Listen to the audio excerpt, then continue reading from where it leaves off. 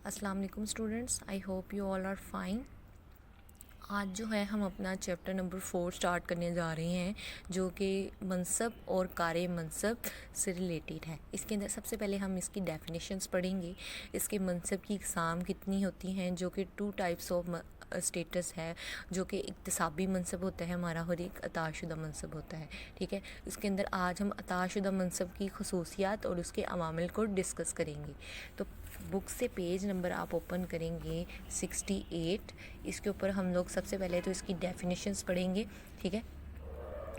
ہم پتہ ہے جی ٹی شیفر اور پی لیمن کے مطابق منصب سے مراد معاشرے کے طرف سے وضع کردہ مکمل معاشرہ حیثیت، جو معاشرہ یا بڑا گروہ فرد کو معاشرتی زندگی میں عطا کرتا ہے، جو ادنیٰ سے لے کر اعلیٰ تک ہو سکتی ہے۔ اب اس کے اندر انہوں نے جو بات دوبارہ ریپیٹ کی وہ یہی ہے کہ منصب اعلیٰ بھی ہو سکتا ہے اور چھوٹا بھی ہو سکتا ہے، ٹھیک ہے، ادنیٰ بھی ہو سکتا ہے جس کو کہہ سکتے ہیں، ٹھیک ہے۔ بکور، ہارٹن اینڈ ہنٹ، وہ مقام یا مرتبہ جو معاشرہ فرد کو اس کی گروہی زندگی میں عطا کرتا ہے وہ منصب کہلاتا ہے۔ وہی جو لنٹر نے بات کی ہے، ٹھیک ہے، گروہی زندگی کے افراد اعلیٰ تر کرتے ہیں، سمجھتے ہیں، وہی اس نے بار بار بات ریپیٹ کی ہے۔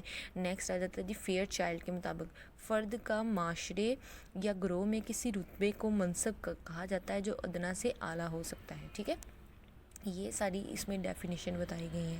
اب اس کا کنکلوژن اگر میں کروں تو منصب جو ہے وہ سوسائٹی کے اندر کوئی سا بھی آپ کو ایک جگہ یا آپ کو پوسٹ دے دی جاتی ہے، جیسے آپ فیملی کے سب سے بڑے ممبر ہیں یا فادر ہیں، ٹھیک ہے، آپ تو آپ کے پاس ایک منصب ہے، آپ نے فیملی کے ڈیسیجنز یا بچوں کی تربیت میں اہم کردار ادا کرنا ہے، تو اس سے وہ آپ کا منصب ہے، فادر جو ہے وہ آپ کا منصب ہے، ٹھیک ہے۔ اسی طرح نیکسٹ جو آپ اپنے بچوں کی سوشلائزیشن کے لیے جو ایکٹیویٹیز کرو گے یا ان کے لیے جو اسٹرگل کرو گے ان کے فیوچر کے لیے، ٹھیک ہے، تو وہ آپ کا کار منصب ہے۔ یعنی آپ ایک فادر ہیں تو اس سے ریلیٹڈ آپ کی جتنی بھی رسپانسبلٹی آپ اپنے بچوں کے لیے پورے کرتے ہو وہ آپ کا کار منصب ہے۔ اسی طرح مدر جو ہوتی ہیں وہ ایک منصب ہے، ٹھیک ہے، مدر کیا ہے، ایک منصب ہے۔ اب کار منصب کیا ہے کہ روزانہ بچوں کے لیے صبح سویرے اٹھنا، ان کو ریڈی کروانا، ان کے لیے بریک فاسٹ ریڈی کرنا، وہ ان کا کار منصب ہے۔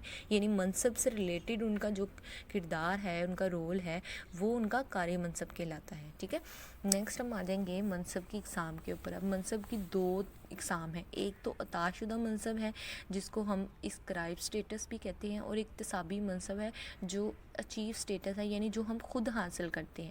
اب عطا شدہ منصب کیا ہوتا ہے کہ ٹی شیفر اور پی لیمن کے مطابق عطا شدہ منصب سے مراد ایسا منصب جو معاشرہ کسی فرد کو اس کی بے مثال دماغی صلاحیتیں دیکھے بغیر عطا کرتا ہے، ٹھیک ہے۔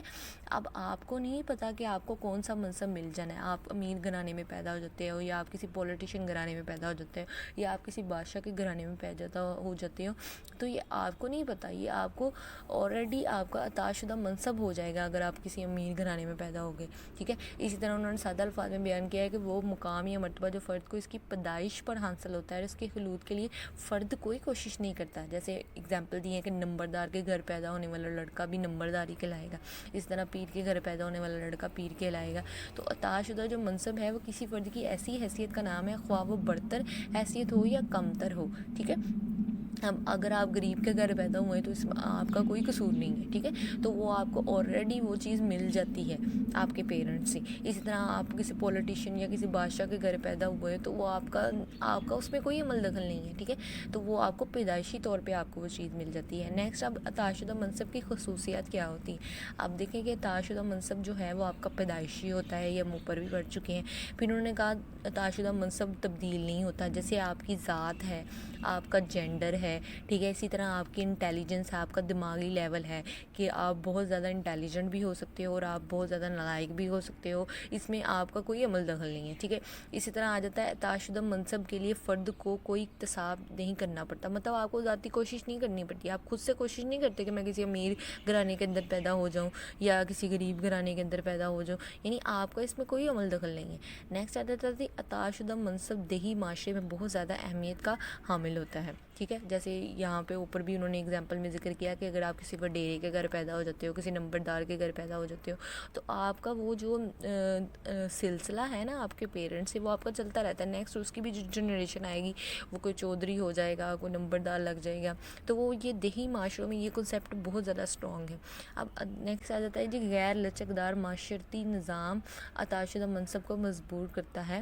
اور نیکسٹ آ جاتا ہے عطا شدہ منصب کے باعث معاشرتی تعلقات بھی اپنی درجہ کے لوگوں سے رکھے جاتے ہیں. ٹھیک ہے، جیسے آپ کا اسٹیٹس ہوگا ویسے ہی لوگوں سے تعلقہ رکھو گے.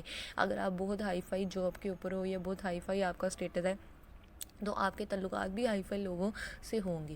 نیکسٹ آ جاتا ہے عطا شدہ منصب میں برتری اور کمتری کے احساسات مجموعی ہم آہنگی میں رکاوٹ بنتے ہیں. اب ظاہری سی بات ہے جو امیر طبقے میں پیدا ہو جاتے ہیں یا جو غریب طبقے میں پیدا ہو جاتے ہیں ان کا کیا قصور ہے کہ وہ امیر طبقے میں پیدا نہیں ہوئے. تو یہ برتری اور کمتری کا احساس جو ہے وہ پایا جاتا ہے سوسائٹی کے اندر. اب عطا شدہ منصب کے عوامل کیا ہوتے ہیں یہ ہم لوگ پڑھتے ہیں. سب سے پہلے تو آ جاتا ہے ہمارا حسب النسب. ٹھیک ہے، عطا شدہ منصب کو مقرر کرنے والے عناصر میں سے چند ایک عناصر جو ہیں وہ آپ کا رنگ و نسل ہے، آپ کی ذات ہے، وہ آپ کے باوجداد ہیں کے حوالے سے معاشرتی مقام کا تعین کرنے میں اہم کردار ادا کرتے ہیں، کیونکہ نسل خصوصیت موروثی ہوتی ہے. اب دیکھیں نا کہ حسب و نسب کیا ہے کہ ہم لوگ کسی کاسٹ کے اندر پیدا ہو گئے ہیں، اس میں ہمارا کوئی عمل دخل نہیں ہے، یا ہمیں اللہ تعالیٰ نے مذہب اسلام میں پیدا کیا ہے، اس میں ہمارا کوئی تعلق نہیں ہے. ٹھیک ہے، اس میں تو ہمیں اللہ تعالیٰ کا شکر ادا کرنا چاہیے کہ اس نے ہمیں ایز اے مسلم پیدا کیا ہے. ٹھیک ہے، اب نیکسٹ آ جاتا ہے جی ہماری ذات ہے. اب ذاتیں بھی بہت سی پائی جاتی ہیں، جیسے آپ کو پتہ ہے کہ ہماری سوسائٹی کے اندر سید، راجپوت، گجر، ارائیں مختلف ذاتوں کے لوگ پائے جاتے ہیں. اب یہ جو ذات ہے، ذات کا سلسلہ ہے، یہ ہم لوگ چینج نہیں کر سکتے. یا کوئی قبیلہ ہے اس کے اندر بچوں کی نیکسٹ فیوچر پیدائش ہوتی ہے، وہ یہ تو نہیں کر سکتے کہ ہم لوگ قبیلہ چھوڑ کے اپنا دوسرے قبیلے میں چلے جائیں گے. یہ ایسی چیز ہے ذات یا آپ کا حسب و نسب ہے، یہ آپ چینج نہیں کر سکتے. ٹھیک ہے، نیکسٹ آ جاتا ہے جی جنس، یعنی آپ کا جینڈر جو ہے، یعنی لڑکا یا لڑکی، یہ بھی آپ اس چیز کو بھی چینج نہیں کر سکتے. ٹھیک ہے، اب ماں باپ کی تربیت بھی بچہ اور بچی کے لیے ڈفرینٹ ہوتی ہے. لڑکوں سے ہم کہتے ہیں کہ وہ باہر اپنی مرضی سے گھوم پھر سکتے ہیں، جبکہ لڑکیوں کے لیے کیا ہے کہ ان کو گھر پہ رہنے کا زیادہ کہا جاتا ہے کہ وہ چار دیواری میں زیادہ اپنی ایکٹیویٹیز کر سکتے ہیں، جبکہ لڑکوں کی اجازت ہوتی ہے کہ وہ باہر جا کے اپنی ایکٹیویٹیز کو انجام دے سکتے ہیں. نیکسٹ آ جاتا ہے جی عمر. اب آپ جو حسب و نسب، ذات اور جنس کے علاوہ جو عمر بھی ایک ایسا عمل ہے جو عطا شدہ منصب کو متعین کرنے میں اہم کردار ادا کرتا ہے. ٹھیک ہے، جیسے کہ پاکستانی معاشرے میں آبادی کو 3 نمایاں طبقات میں تقسیم کیا جاتا ہے: 15 سال سے کم عمر بچے، 15 سال سے 60 سال کی عمر کے افراد، یا 60 سال سے زائد عمر رکھنے والے افراد. یعنی عمر بھی ایسا فیکٹر ہے جس کو آپ چینج نہیں کر سکتے. اب آپ کا قصور نہیں ہے کہ آپ 2000 میں پیدا ہوئے، یا آپ کا قصور نہیں ہے کہ آپ 1990s میں پیدا ہوئے، یا آپ کا قصور نہیں ہے آپ 80s میں پیدا ہوئے. تو جو عمر کا فیکٹر ہے وہ بھی آپ چینج نہیں کر سکتے.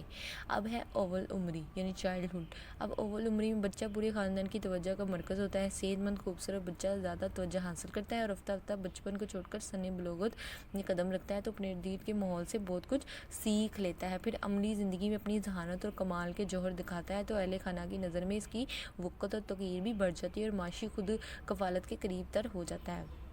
اب جیسے یہاں پہ انہوں نے کہا کہ اول عمری میں بچہ چھوٹا ظاہری سی باتیں ہوتا ہے، پھر آہستہ آہستہ اس کی گروتھ ہوتی ہے، اس کی سوشلائزیشن ہوتی ہے تو معاشرے میں اچھا شہری بننے کے قابل ہو جاتا ہے اور اپنی صلاحیتیں معاشرے کے اندر دکھانے کی کوشش کرتا ہے. اب بلوغ عمری میں جب وہ پہنچتا ہے تو وہ کیا ہوتا ہے، انہوں نے بتایا کہ 15 سے 29 سال کا زمانہ جو ہوتا ہے وہ آپ کا یوتھ یا ینگ جنریشن جس کو کہتے ہیں اس کا ہوتا ہے.